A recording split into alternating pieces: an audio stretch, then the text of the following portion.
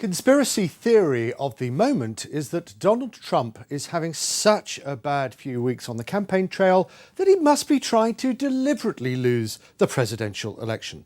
When it comes to the UK, the latest conspiracy theory is that Theresa May is either deliberately talking down the pound or at least letting it fall.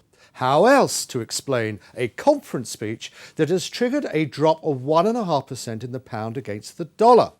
This week has marked the end of the phony war over sterling.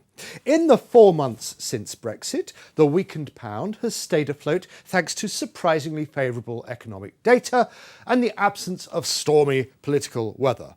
But on Sunday, the taciturn Prime Minister gave voice to her thoughts on Brexit at the Conservative Party conference, specifically the timing and process of the UK's EU divorce negotiations. And as a consequence, the sterling phony war is over. We could see it coming. The market has been getting anxious about when Mrs May would trigger Article 50. That's the clause that officially notifies the EU of a country's intention to leave the bloc. The conference was obviously going to be a big moment for Mrs May, and her Brexit speech was in the diary. Think of the consequences if she had stayed mute on Brexit for much longer. Fragile investor confidence would have broken and the patience of the EU would have been tested to the limit. So the calculation must have been to allow or at least expect the pound to fall sharply now on the back of a clear statement on Brexit timing, rather than keep kicking the can down the road and weaken the currency over a longer period of time. Timing matters, as a political veteran like Mrs May should know. The summer was a moment of relative peace for Mrs May.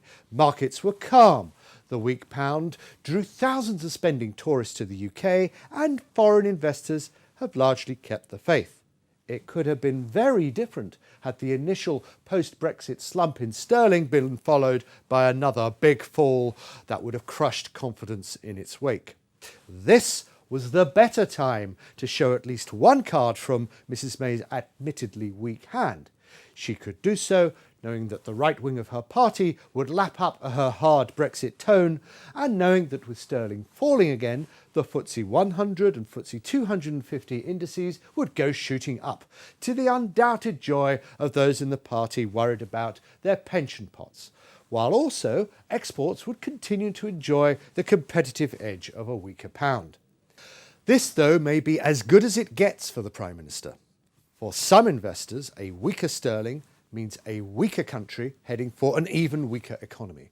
And there are only so many times you can talk up the benefits of a falling currency, because the other side of the equation is rising input prices, rising inflation, poorer consumers, and the threat of investors pulling projects and jobs from the UK. That is Mrs May's sterling reality check. For those investors clinging onto the belief that Brexit would never happen, this week was theirs.